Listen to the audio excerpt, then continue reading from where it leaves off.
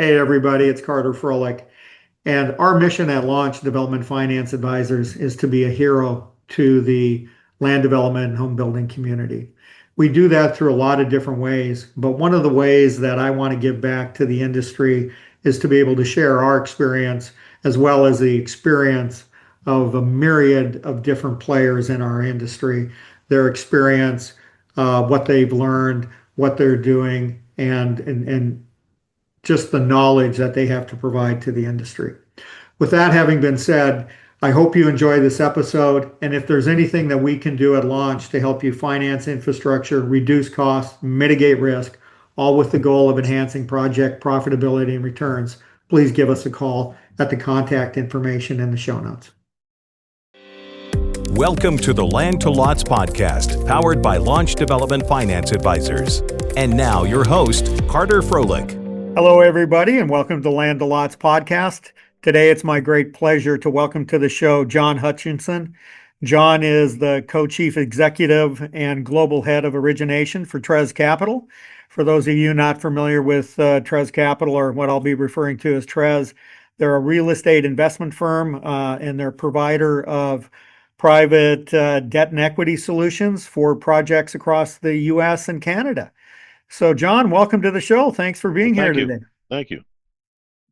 Before we get started, John, maybe you could tell our listeners a little bit about yourself and then the path you took to get to Trez. Well, I grew up in the Northeast in Buffalo, New York, and moved here to Texas in 1978. First 14, 15 years here, I was an attorney. I then wandered into the home building business in 1993. And was in the home building business from 93 through 2009. I was with Perry Homes initially and then Ryland. And then along the way, I met Morley Green. Morley had founded Trez Capital in 1997. Mm-hmm. And I called him when I wanted to leave my employment at Ryland and told him this was late 2009. And I said, Morley, it's a good time to come down here as a lender. There's no money down here.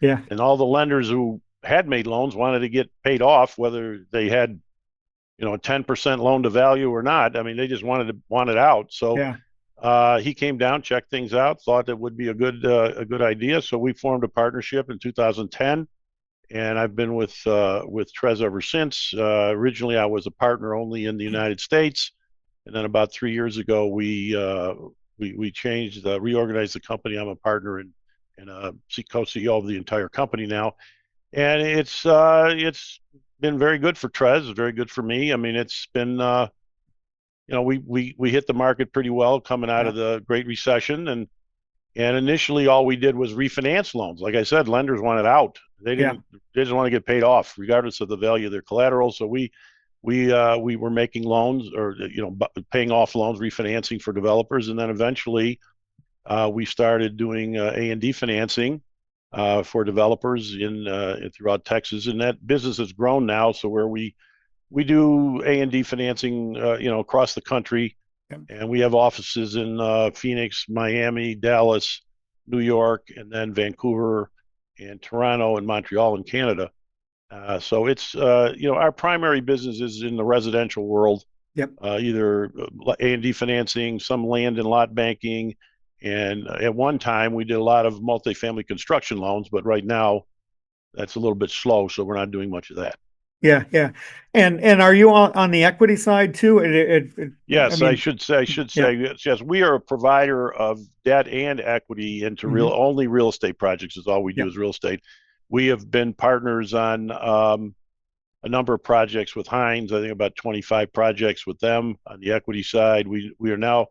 We're about to enter into a package with Starwood, where we're going to partner with Starwood on 3 projects in Texas. 2 are in Houston, 1 is in San Antonio, and we've been a partner in a lot of multifamily projects in Dallas, Austin, and San Antonio, where we're the financial partner. We have a partner here in Dallas, Thompson Realty, who is our partner on a multifamily construction when we're an equity provider.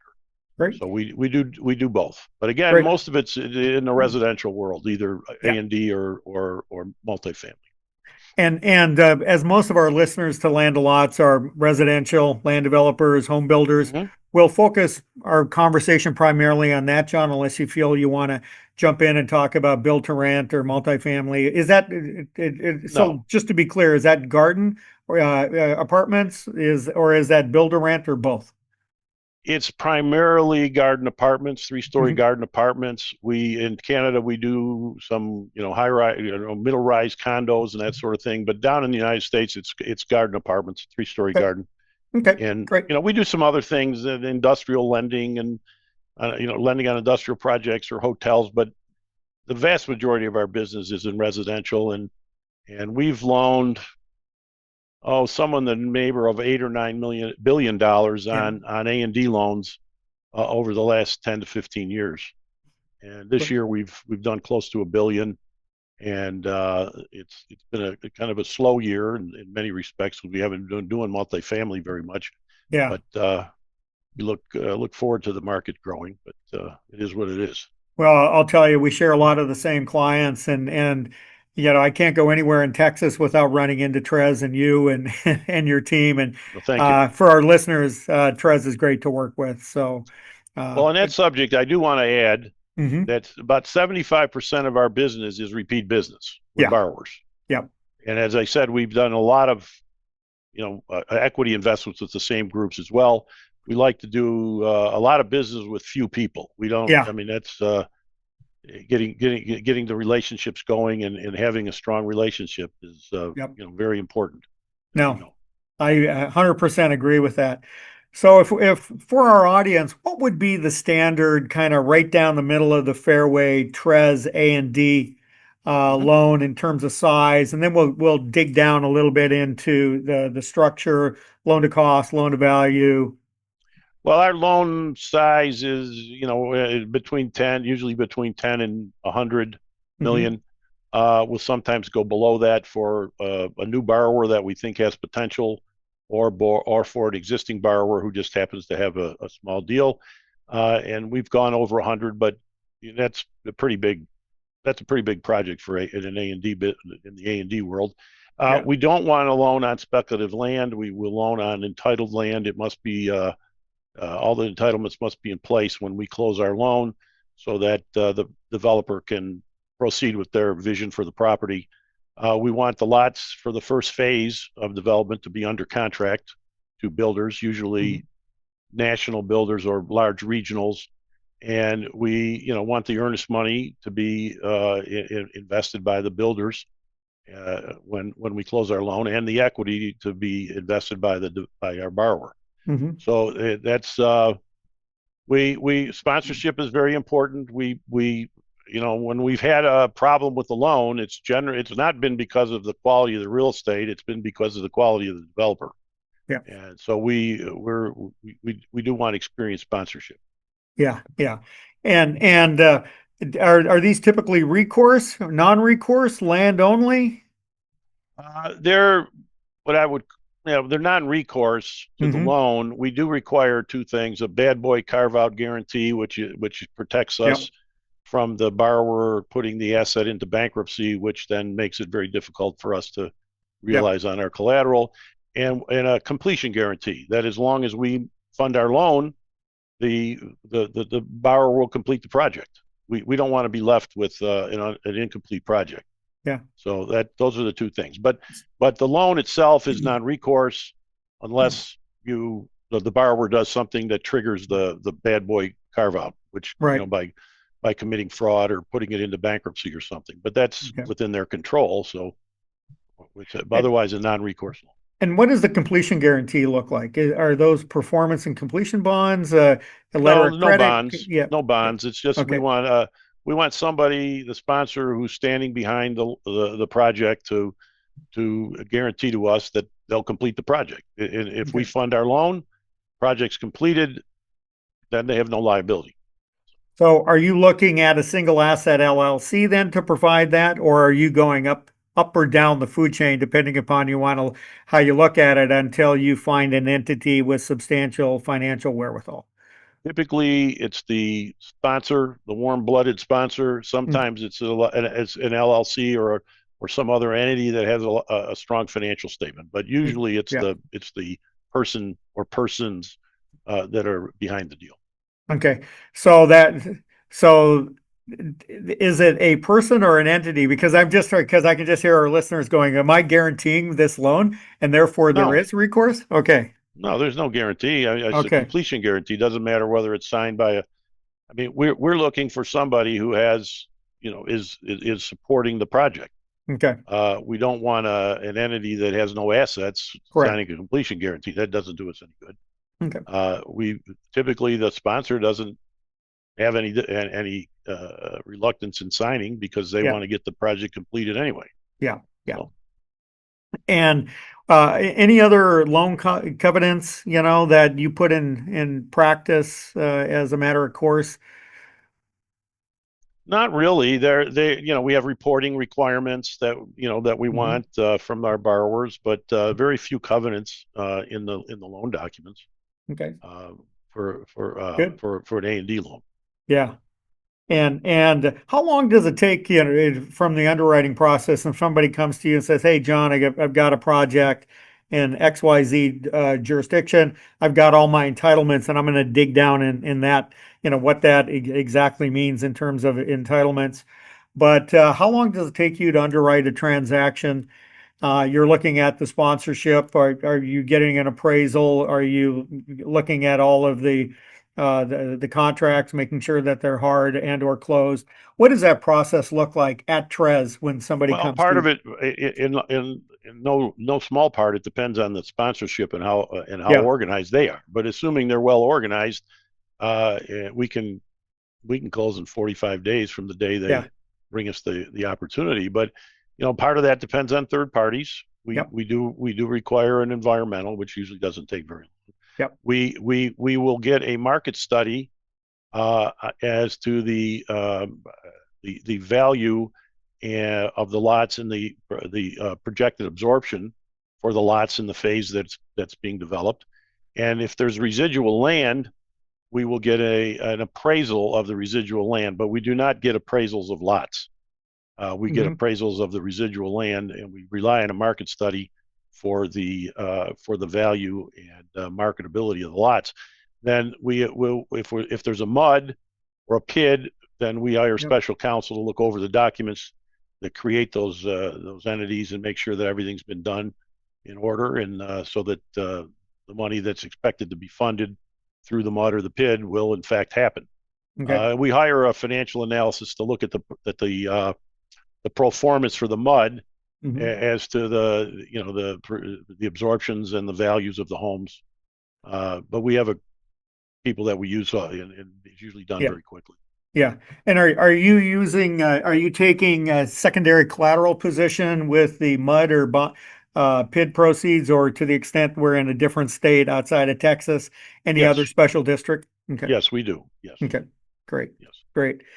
Uh, so you'd mentioned that when you are, all entitlements must be in place. So obviously it's zoned. Are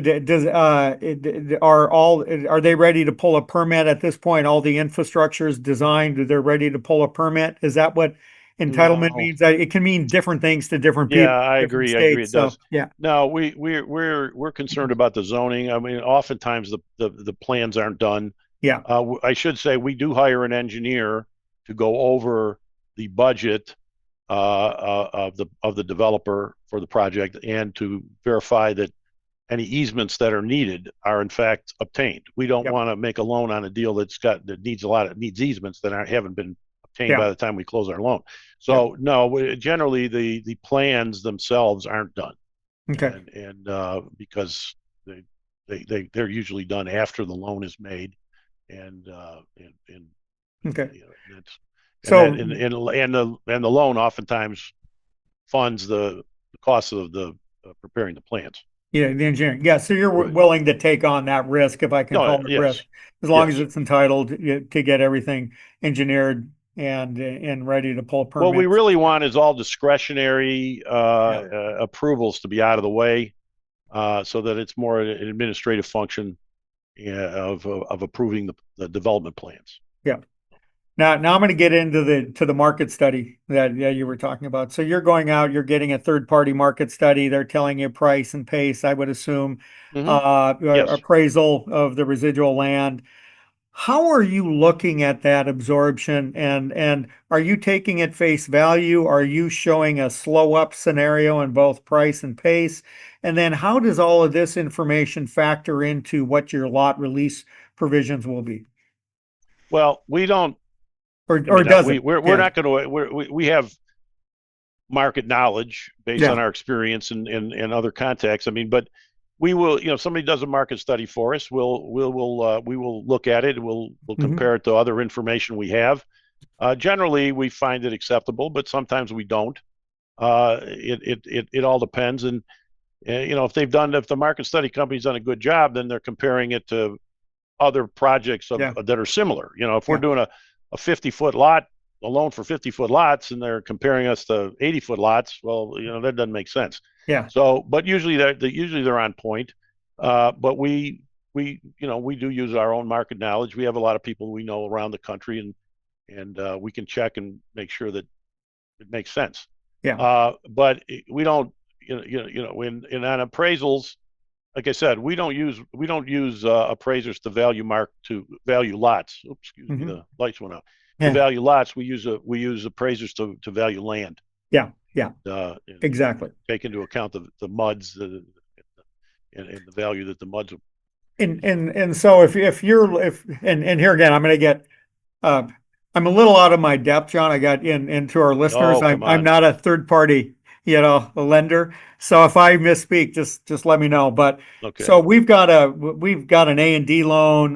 We've got entitlements. We're building the first phase. We're doing the offsites. We're bringing it in. We're putting in the in tracks. We've got builders under contract.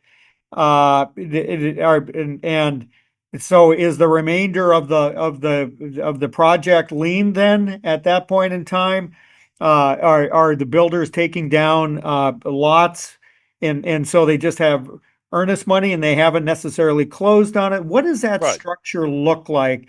And how do you at Trez work with different developers to structure transactions to try to get them as close to where they would like to go as you possibly can? Well, most developers want the lots under contract before they'll start their Yep. loan anyway, their Yep. project anyway. So we're all in sync on that. The builders are, they want to know that the lender can fund, Hmm. and I think we've proven ourselves there. The builders typically want a second lien to secure their earnest money. Yep. So we work through that with them, in subordination agreement and whatnot. So they have certain rights as a second lien holder, and so it's pretty much pro forma. I mean, there's a prototype Yeah. for this. There's obviously complications. Lot development is complicated, and financing it is complicated as well. But the builder contracts, are assigned to us. The developer can't amend the builder contracts without our consent. We want the deal locked in, Hmm. and know what the builders are going to pay, and what the absorption's supposed to be, Hmm. and Yeah. timing. We do require a commencement date. We want the developer to commence development by a certain date, and we usually have a completion date. Yep. One thing we don't want to have happen is we don't want the developer. Most builder contracts have a completion date in them, and if the Hmm. completion date isn't met, the builder can demand their earnest money back. We Yeah. don't want that to happen. Yeah. So that we want to know that if the project can be completed in a time frame that will not allow the builder to terminate their contract. Yeah. So we want It, everybody tied together. as additional collateral, is the developer then providing collateral assignments of all their approvals as well Yes, to you? yes, Yeah, and kind of the standard. Okay, got yeah. it. So we can step in Yeah, if something finish happens, everything up. which we haven't had happen, fortunately. Yeah, But yeah. but yes. So we've got our project, we've got our studies, we've got our contract with our builders. So what typically does that look like in terms of loan to cost? Where are you at right now? And you can feel free to show ranges. And what is that? How are you pricing the loan? Is it based off of SOFR plus? How do you typically We use or prime rate. We use prime prime? rate. Okay. We just use prime plus. What we are is, I guess you could call it, a stretch first lender. We Mm-hmm. get a first lien, but Mm-hmm. we will go to 80% loan to cost. So we charge we charge a Yeah. higher rate. Let's just say we charge 12%. Yep. Bank might charge prime plus maybe 8.5. Yep. So why pay the difference? Well, one reason that developers pay the difference is we are funding a portion of what we're loaning is really equity. Yeah. If you look at a capital stack that a bank's doing, they might loan 60, maybe 65%. And then you got the developers got to make up 35 to 40%. Earnest money will be part of that, but then they've got to put a big slug of equity in. Yeah. And maybe they have to bring a partner in, probably do. And Yeah. then the partners are going to get some significant proportion of the profits. With us, as a stretch first lender, you got 20% you got to make up. Part of that, a significant portion of that's going to be the builders, Yeah. and then there's equity. But the equity may be amount that the developer can cover himself, so he doesn't Yeah. need to bring a partner in, which Yeah. then changes the whole economic picture for the developer. And so when I joined Morley, he said, John, remember one thing. He Yeah. says, we may be expensive debt, but we're cheap equity. And that's true. If you Yeah. look at it, if you look at the Exactly. whole picture, Yeah. that is accurate. Now, Yeah. some people, when some developers, they just they can't bring themselves to pay it. But I've gone through this with developers, and I said, well, you can do that, but change your pro forma so that you don't have to bring a partner in, Yeah. and then poof, all of a sudden their profits go up, and and they like I said, we do a lot of business with a lot of the Yeah. same people over and over again, Yeah. Yeah. and And that's the reason I run into you everywhere, John, is well, for that. I'm So glad to see that you run into us. But but that's our Mhm. reason for being is that we have that niche, and we're not the only one. I Yeah. think we may be the best, but we're not the only one. But to fill that role, that Yeah. and most of the banks are recourse lenders as well. Yeah. So if you borrow from a bank, you're going to have to sign a guarantee Yep, on the loan. exactly. And which is huge and one of the reasons you guys are as successful as you are. So congrats on that. So now we've got our loan with Trez. We're entering into contracts. How does I'm going to get into a little of the nuance, but I'm just curious, how does the draw process work, third party inspections? What is the standard protocol that Trez follows in relation to that before you're releasing funds? Well, one of the things that we feel strongly about is cooperating with our borrowers and paying draws quickly so that they can pay their subs, and Hmm. subs like to get paid quickly as well.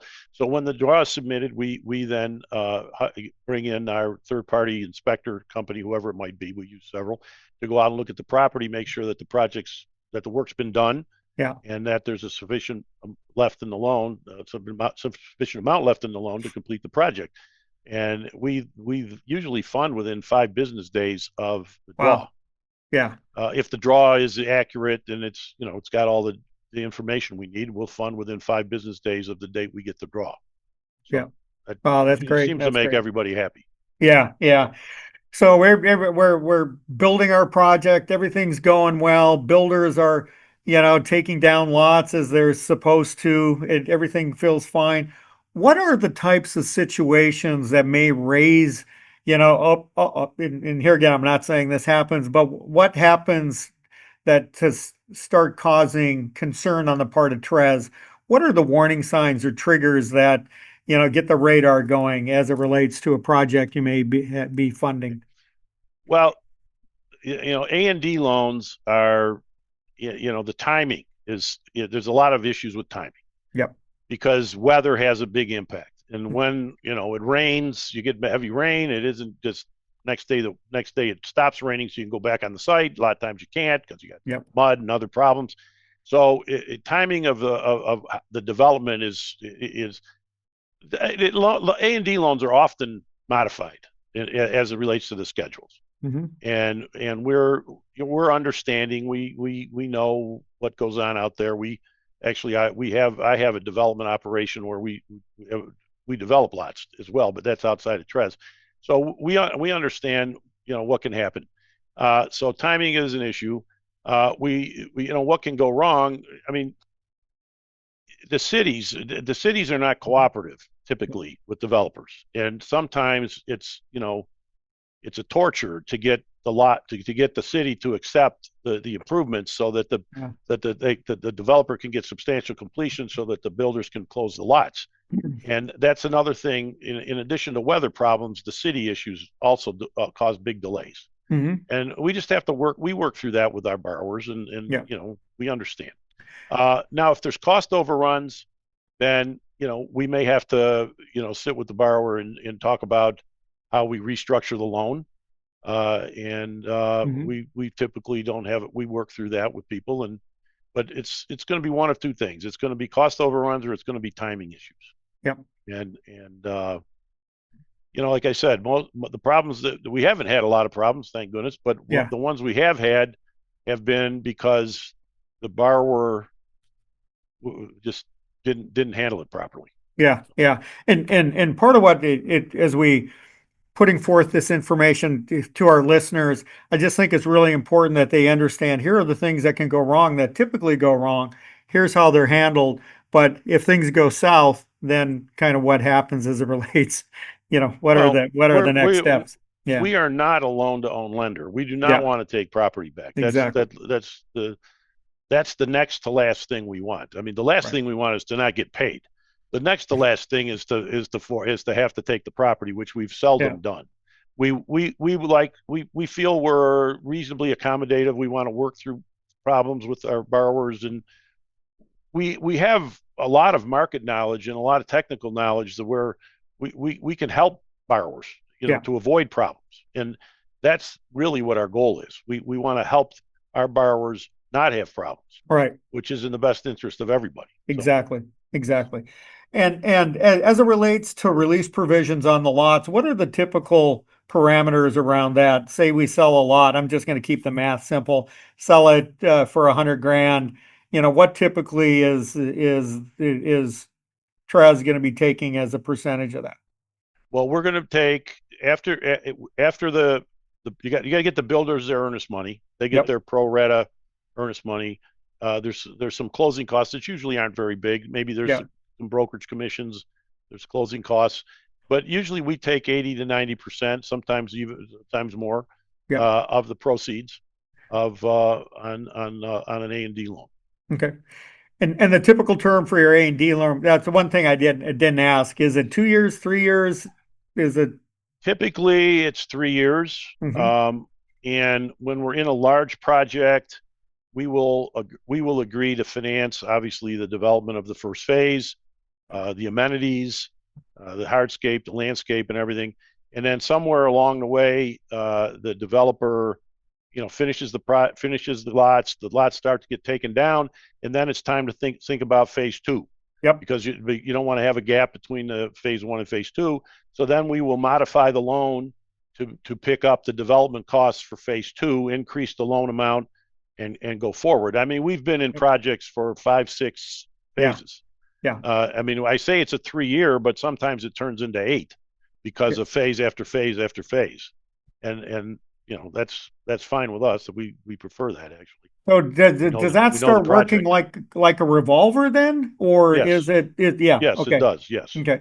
So as the MUDs then, let's just keep it in Texas. So as the MUDs are beginning to issue debt, all of those funds then come to you, or do some of those, and then you're paying down the loan, but you're also able to take that and move it into phase two in this instance. Correct. That's correct. Yes. Now, what would happen, or what would be the trigger to say, you know what, things aren't going well here, and rather than that 80 to 90%, whatever the number is, I'm going to take 100% cash sweep of all the proceeds. Has that ever happened with you, or have you been able to sit down? That is often the case. a lot of it has to do with what our loan to value is, and we want our loan to value to go down significantly as lots are purchased and we're paid. But so yes, that it does happen. So okay, great.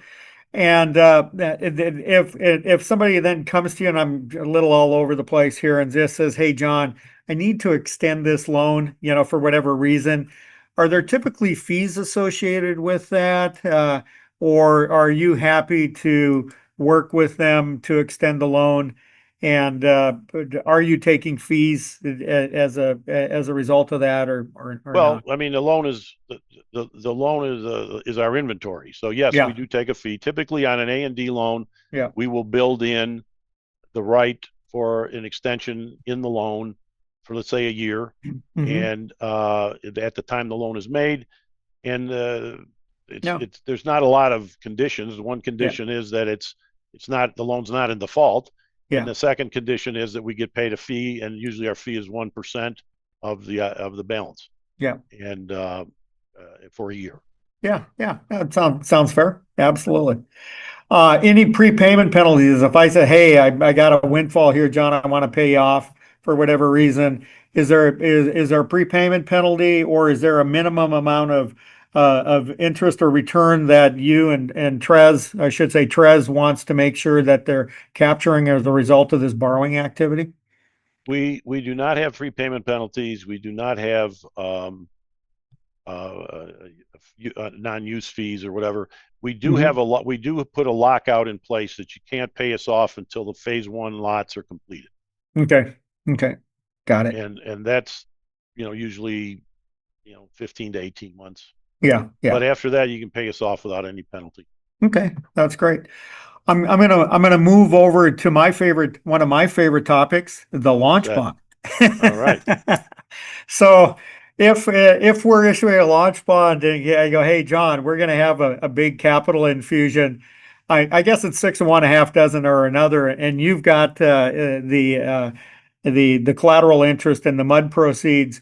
Are you going to say you want everything to pay you off, or do you want to stay in the deal a little bit longer? And you'll just say, "I'll take 50% of those to pay down the loan. You, developer, can have the remainder." How do you look at that? I'm just curious. It depends on where it is. I mean, in terms of the life of the project. I mean, if it's up front, then the money will be. We'd want it in an escrow account to finish.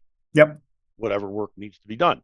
And I mean, we've done several launch. Our borrowers have done several launch projects, and they've worked out very well. Now, if the project is not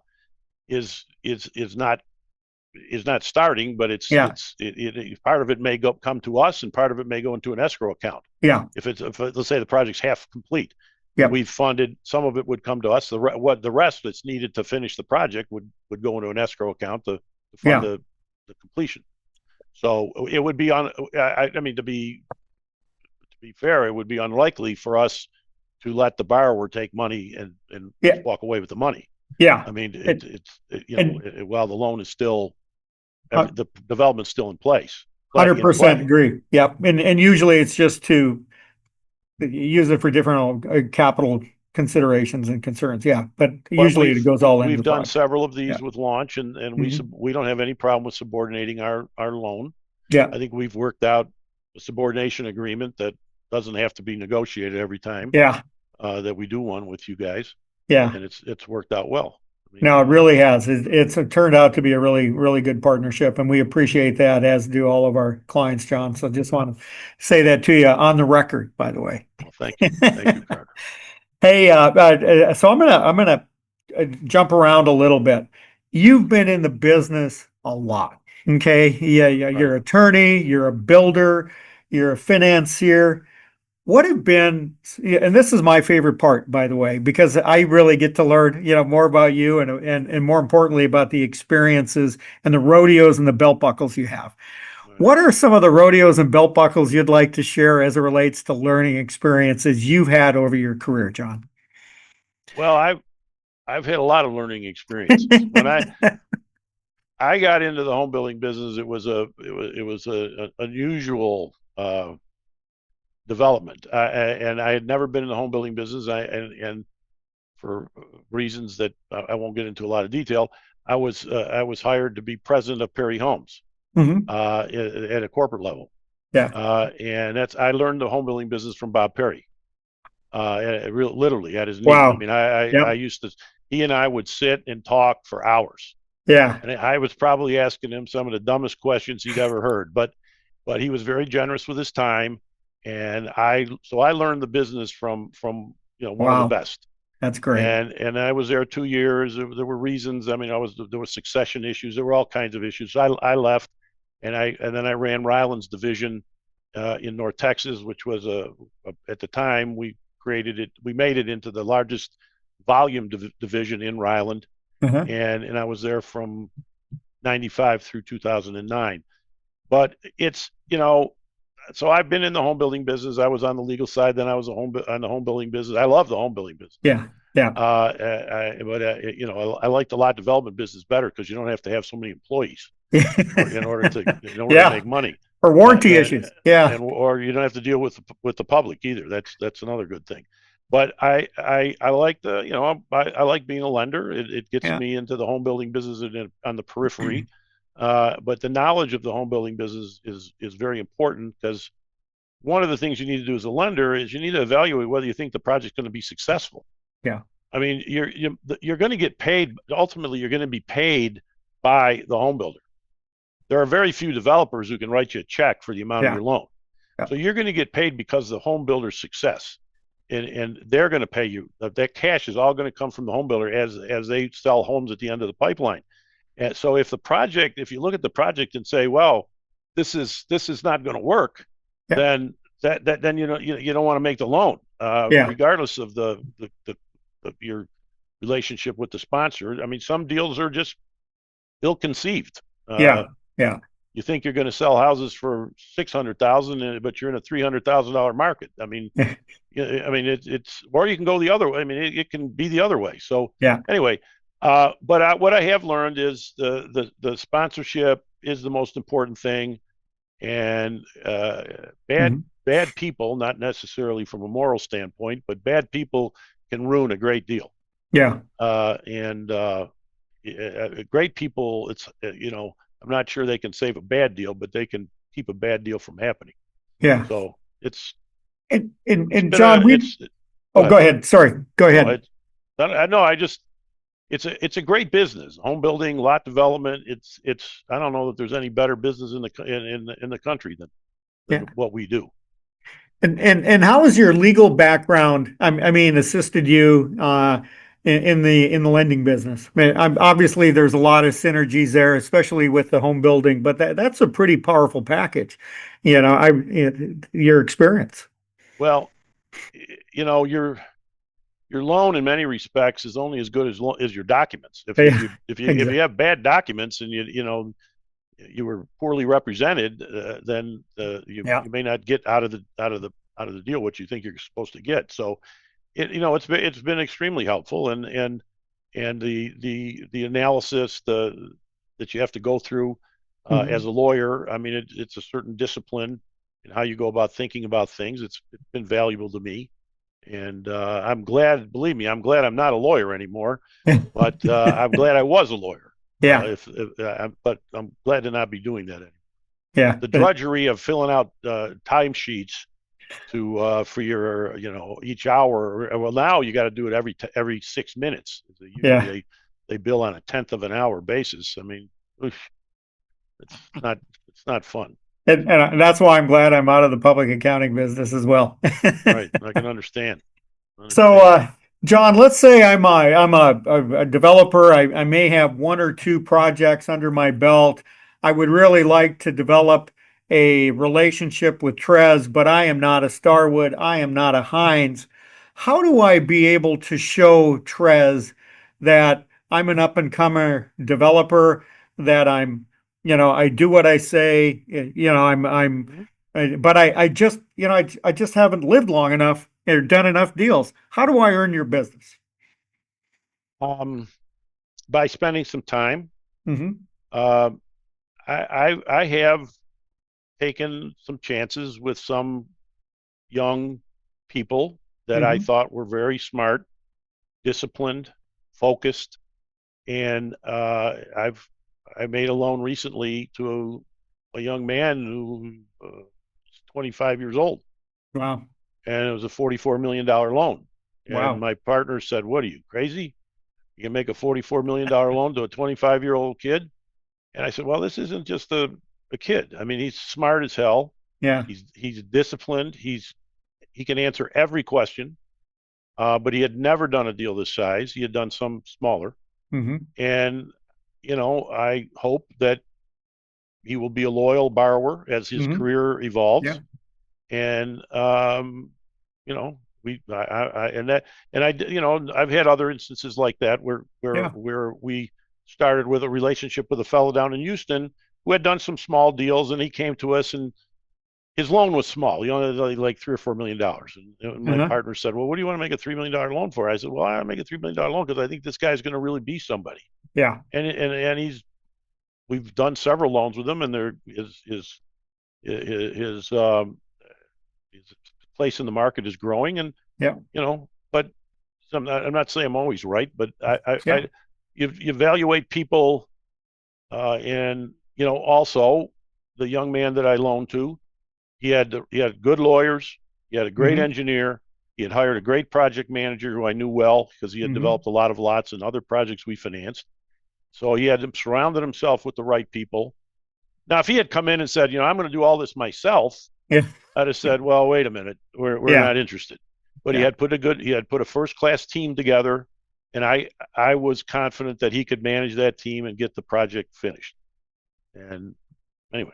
Yeah, no, John, that is great advice for all of our listeners that are maybe just starting out. And there's a lot of characteristics that John had mentioned that, do you check those boxes, and because this is a team sport. It really It is. is. It And is. to your point, where you can go back, and I know we're the same way. We work with the same professionals, the same clients. We know how everybody's going to react and produce documents or move the transaction forward. And it really makes everybody's life a lot easier and gives a lot of people confidence as well. So Well, we do a lot of business with Merdad Moyetti, as you yeah. probably know. Hmm. And Merdad started out humble beginnings, Yep. learned the business, and now the he's the biggest developer in Texas. Yeah. And this young fellow I mentioned to you told me, he says, "I want to be the next Merdad." I said, "Well, those are big shoes to fill." Yeah. But I think he just may be 30 years from now a guy who can do it. Yeah. But And I think I may know this gentleman you're talking of, yeah. down in Houston. So, I absolutely. Uh, John, is there anything, we're closing up on our time here. Is there anything right now in the market, and we're having this conversation in December of 2025, anything that's causing you any heartburn, be it in Texas or any of the other markets, any global, macro, micro issues that are causing you some concern? Well, it's an overused word these days, probably, but affordability. Hmm. And people say, "Well, the interest rate's at 6% or 6.5%. That was a great rate in 1995." Yeah, it I said, was. "Well, yeah, that might have been a great rate in 1995 or 2005, but it's not a great rate now because house prices have gone up so much, Yeah. and median income is up, but not nearly as much as house prices. So the affordability is a big drag on the market, and you've got to look at really every submarket within the market. I mean, we have Hmm. markets here in Dallas that have a 10-year lot supply, Hmm. and then you have other markets that are below equilibrium. Yeah. So you got to look at the various the submarkets, and across the country we have loans in probably 20 states, and so far they're holding together well. Yeah. We're not nobody's in default, and builders are taking their lots down, and or at least taking enough down that the developer can make their loan payments. And but yeah, it's the affordability. Job growth is a big Yeah. concern of mine too. I Yeah. mean, Dallas may not have any job growth this year.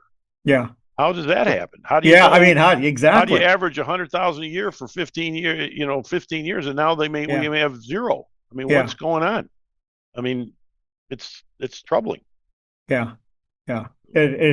That is I mean, like you said, in most of if we're looking across the geographic areas, and I'm going to get back to some of these other issues, where's your greatest concentration of loans? Is it Texas? And then what would be second or and third as it relates to where you're placing money?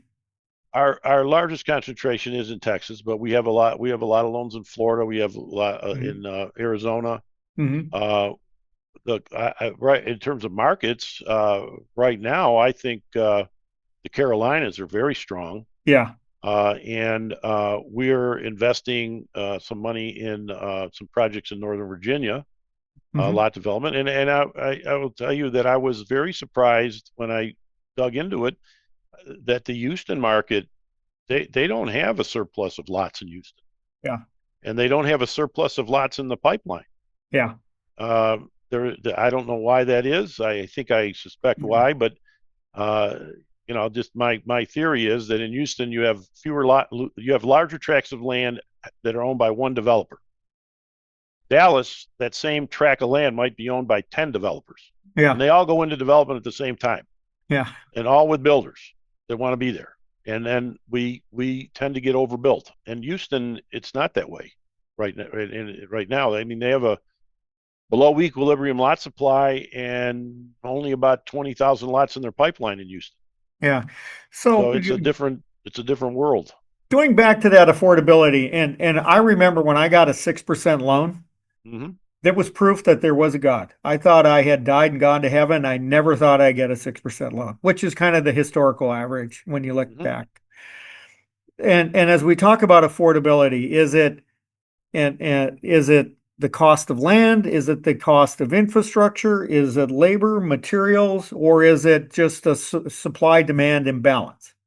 And the lock-in effect. I mean, of a lot of people just being locked in and not wanting to get rid of their 2.9% interest rate, so they're going to stay in place as opposed to downsize, upsize, whatever it may be for. Well, that's part of it, the lock-in.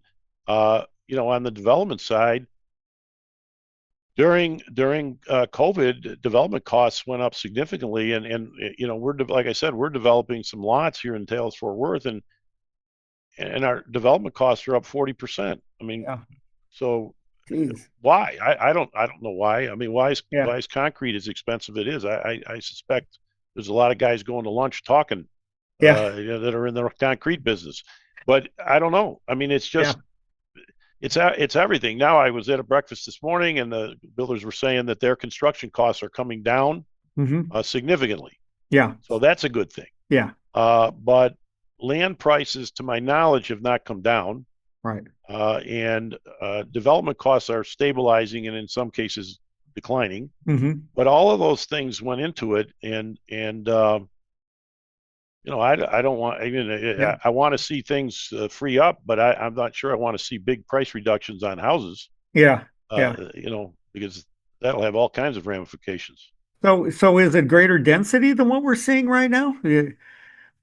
Well, that is a possible solution to a lot of Hmm. problems. I mean, you don't Yeah, have to have a 50-foot lot in order to build a 2,800 square foot house, yeah, but then you get into all these political issues with yeah, people not yeah, wanting what they think will be undesirables coming into their neighborhood if the houses are smaller or the yeah, lots are smaller. I mean, that's just nonsense. yeah, And we need to have more density in order yeah, to reduce the price of houses and yeah.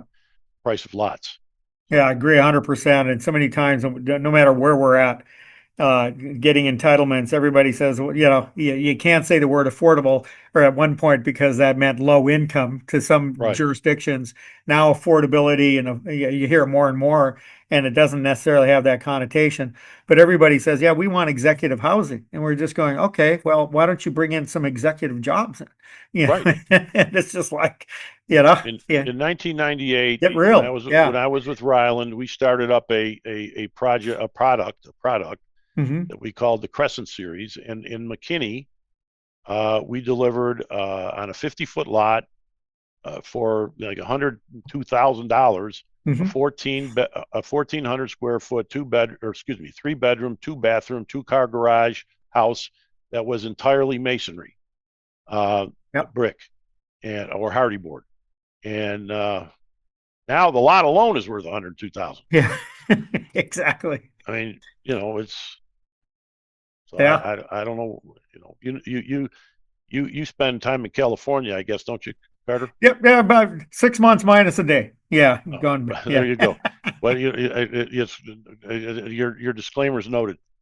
So you don't, their density is Yeah. more common. I mean, Yeah. Yeah. And I think density's got a bad rap. Density done poorly, nobody really wants to see. But if you do it thoughtfully, Mhm. it's great. Yeah. There's nothing wrong with it. And I think we as an industry do a good job. I mean, there's some bad actors and bad actors in it that may do a bad project and cause the city concern. But generally, they got to sell this house, so they're going to Right. want to make sure they're doing a good job, because at the end of the day, somebody's going to spend their money to live there, and they need to be able to address the market. And I think the market solves a lot of ills. My personal Well, opinion. it does, and affordability is, Yeah, totally different now. I mean, affordability is yeah, $300,000, $400,000 house, depending on the market you're in. yep, I mean, in many exactly. cases, I mean, in Northern Virginia, 300,000 won't. You can't Go even buy very a far. lot for 300,000. Yeah, exactly, I mean, exactly. it's incredible. Hey, John, is there any questions, as we're getting close to our time here, is there any question that I should have asked you that I didn't, or is there anything you would like to let the audience know about yourself, about Trez, uh, uh, anything I didn't ask you that I should have? No, I think you. See, I had some notes here. Let me see if there's anything that I haven't touched on. No, I don't think so, Carter. You asked very good questions, and I think we got into everything that's worth talking about. Okay. I just, I just think it's home building and lot development is a dynamic business. It's a great business to be in, and you just gotta, you've got to exercise some discipline, and not every tract of land should be developed at the same Yeah. time. I mean, it's like that young fellow I told you about. Yeah. I said to him, I said, just don't overdo it. Don't Yeah. get yourself spread too thin, Yep. because that's when people get in trouble. Yep. And unless you have a really good team around you where you can, and more as partners or employees, where you're not just contractors, but where you can keep track of things very carefully, that's how you get in trouble. Yeah. Yeah. You I just don't. You just can't get too spread too thin. I've seen it over and over and over, where the appetites get a little big. Yeah. So, Yeah. John, would you mind if I put all your contact information as part of our show notes? And if anybody wanted to reach out to you to talk about an opportunity or ask you any specific questions, they could shoot you an email or give you a call? No problem at all. I'd be pleased if Great. you did that. Great. So, John, thanks again for taking the time to speak with me this afternoon. I really appreciate it. It's great seeing you again, and look forward to buying you lunch next time I'm in Dallas. So we Okay. got I'll ourselves a I'll date. take you up on that. You got it. You All got right. it. Thank you, Carter. Take And care. for all of our listeners, if you enjoyed today's podcast, I encourage you to pass it on to your teams. And until next time, have a great day. Thanks, John. Thank you, Carter. Bye-bye. You have been listening to the Land to Lots podcast with Carter Froelich. Follow us wherever you find your podcasts to never miss a new episode.